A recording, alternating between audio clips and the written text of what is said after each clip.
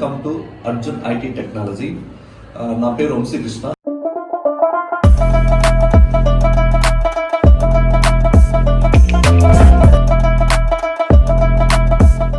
Hello everyone, ఈ వీడియోలో మనం ఫేక్ ఎక్స్పీరియన్స్ పెట్టి జాబ్ కొట్టొచ్చా లేదా అనేది మనం ఈ వీడియోలో తెలుసుకుందాం. చాలామంది సార్ మేము 4 years గ్యాప్ ఉంది, 5 years గ్యాప్ ఉంది, 6 years గ్యాప్ ఉంది, ఒక కోర్స్ నేర్చుకున్నాము, ఆ కోర్స్ మీద ఇలా ఫేక్ ఎక్స్పీరియన్స్ పెట్టొచ్చా లేదా అనే దాని గురించి నన్ను అడుగుతున్నారు. మనం దాని గురించి ఈ వీడియోలో కంప్లీట్గా తెలుసుకుందాం. కాబట్టి మీరు ఫేక్ ఎక్స్పీరియన్స్ అనేది అంటే ఇంతకు ముందుతో పోలిస్తే ఇప్పుడు కొంచెం టఫ్గానే ఉంది. ఎందుకంటే ప్రతి కంపెనీ ఫేక్ అంటే మిమ్మల్ని నుంచి మీ దగ్గర పిఎఫ్ ఉందా లేదా అని ఎక్స్పెక్ట్ చేస్తున్నారు. అంటే వితౌట్ పిఎఫ్, మనం పిఎఫ్ లేకుండా ఒక ఎక్స్పీరియన్స్ లెటర్ అంటే ప్లే స్లిప్స్ కానీ ఎక్స్పీరియన్స్ లెటర్, రిలీవింగ్ లెటర్ తీసుకున్నప్పుడు మీ పే స్లిప్స్లో పిఎఫ్ కానీ లేదు అంటే వాళ్ళు రిజెక్ట్ చేస్తున్నారు. కాబట్టి ఇక్కడ మనం ఫేక్ తీసుకునేటప్పుడు మీకు ఎప్పటి నుంచి ఎప్పుడు దాకా కావాలి, ఆ కంపెనీలో పిఎఫ్ క్రియేట్ చేయించుకోవచ్చా లేదా, ఇవన్నీ మీరు క్లారిటీగా ఉండాలి. ఎందుకంటే డాక్యుమెంట్స్ మీరు సెండ్ చేసే ముందు ప్రతి ఒక్కరూ మీ యూఏఎన్ నెంబర్తో మీ ఈపీఎఫ్లోకి లాగిన్ అయ్యి కొన్ని కంపెనీ చెక్ చేస్తున్నాయి. అలాంటప్పుడు మనం ఏం చేయలేం, ఎందుకంటే మన దగ్గర అంటే జెన్యూన్గా పిఎఫ్ లేదు కాబట్టి. కానీ ఫస్ట్ టైం మీరు ఇంతకుముందు ఏ కంపెనీస్లో వర్క్ చేయలేదు, ఓన్లీ మీరు ఇందులో ఐడియల్గా ఉన్నారు, మీకు పిఎఫ్ కూడా ఏమీ లేదు, అలాంటప్పుడు మీరు పిఎఫ్ క్రియేట్ చేయించుకొని మీరు కంపెనీ వాళ్ళకి చూపించవచ్చు. వాళ్ళు ఏపీఎఫ్ లాగిన్ అయినా కూడా మీకు ఓన్లీ ఒకటే పిఎఫ్ ఉంటుంది కాబట్టి మీరు లాస్ట్ 4 yearsలో చేసింది దే కెన్ ఫైన్.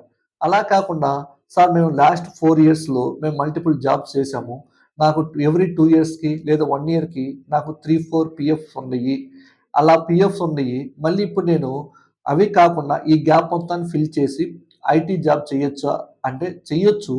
కానీ ప్రాబ్లం ఏంటంటే వాళ్ళు మీ ప్రాపర్ పిఎఫ్ డీటెయిల్స్ పెట్టమన్నప్పుడు మీకు కంప్లీట్గా వాళ్ళు మీరు దొరుకుతున్నారు. ఎందుకంటే మీ యూఏఎన్ నెంబర్లో కంప్లీట్ హిస్టరీ వస్తుంది, ఎప్పటి నుంచి ఏ పీరియడ్ నుంచి ఏ పీరియడ్ దాకా వర్క్ చేశారనేది వాళ్ళకి ఈపీఎఫ్లో కనిపిస్తుంది. అలా అని చెప్పేసి అన్ని కంపెనీస్ అలాగే ఉన్నాయా అంటే అలా ఏమి లేవు. మీ యొక్క అంటే కొన్ని ఎంఎన్సి కంపెనీస్ మాత్రమే వాటి గురించి బాగా ఫోకస్ చేసాయి. Except that remaining companies just మీ దగ్గర వర్త్ ఉండి మీ డాక్యుమెంట్స్ సోగా ఉన్నా కూడా దే కెన్ యాక్సెప్ట్. అలా అని చెప్పేసి అన్ని కంపెనీస్ వెరిఫికేషన్ చేస్తాయా అంటే నేను చెప్పను. కొన్ని కంపెనీస్ వెరిఫికేషన్ చేస్తున్నాయి, కొన్ని కంపెనీస్ క్యాండిడేట్ దగ్గర వర్త్ ఉంటే చూసి చూడట్టు వెళ్ళిపోతున్నాయి. కాబట్టి మన దగ్గర మనం హార్డ్ వర్క్ చేసి మన దగ్గర క్యాపబిలిటీ ఉంది అనుకుంటే మీరు ఖచ్చితంగా ఫేక్ ఎక్స్పీరియన్స్ పెట్టి జాబ్ చేయొచ్చు. బట్ బిఫోర్ దట్ ఏంటంటే మీరు మల్టిపుల్ పిఎఫ్స్ ఉన్నప్పుడు మాత్రమే జస్ట్ మనకి కొన్ని లెస్ ఛాన్సెస్ ఉన్నాయి జాబ్ వచ్చేదానికి. ఎక్సెప్ట్ దిస్, మీరు ఏం వర్క్ చేయలేదు అనుకుంటే మీరు హ్యాపీగా ఫేక్ ఎక్స్పీరియన్స్ పెట్టి వెళ్ళొచ్చు.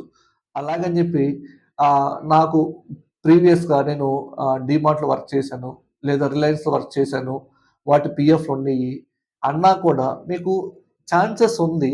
బట్ కంపేర్ టు మిగతా వాళ్ళతో పోలిస్తే కొంచెం తక్కువ ఛాన్సెస్. బట్ ట్రై చేయట్లేదు అయితే తప్పులేదు, ఖచ్చితంగా మీరు వచ్చి కూడా అలా ఉన్నా కూడా ట్రై చేయొచ్చు. దాన్ని బట్టి మనం ముందరికి వెళ్ళొచ్చు. కాబట్టి ఇక్కడ ఫేక్ ఎక్స్పీరియన్స్ అనేది ఏ కంపెనీ అయినా ఆల్మోస్ట్ అందరూ కాకపోయినా మ్యాక్సిమం ఒక 30%, 40%, 50%, 60% మళ్ళీ ఎక్స్పీరియన్స్ పెట్టి అక్కడికి వెళ్ళి సర్వే అయిన వాళ్ళే మాత్రమే. కాబట్టి మీరు వరి అవ్వాల్సిన అవసరం లేదు. ఫేక్ ఎక్స్పీరియన్స్ అనేది పెట్టడంలో తప్పు లేదు, కానీ మీరు ఒక ఎక్స్పీరియన్స్ని బట్టి మీ దగ్గర ఉన్న స్కిల్స్ని బట్టి లోపల మేనేజ్ చేయాల్సి ఉంటుంది. కాబట్టి ఇక్కడ ఫేక్ అనేది జస్ట్ మీరు నిజంగా వర్క్ చేశారా లేదా అని చెక్ చేయడానికి మాత్రమే ఈ ఫేక్ ఎక్స్పీరియన్స్ మనకు హెల్ప్ అవుతుంది. అక్కడ మనం ఫేక్ ఎక్స్పీరియన్స్ క్లియర్ చేయగలిగితే, మీరు లోపల వర్క్ బాగా చేయగలిగితే నో వన్ నాట్ కన్సిడరింగ్ మీరు ఏం చేస్తున్నారు, ఏ కంపెనీ పెట్టేసారో కన్సిడర్ చేయవాళ్ళు. Happily you can move it. Thank you.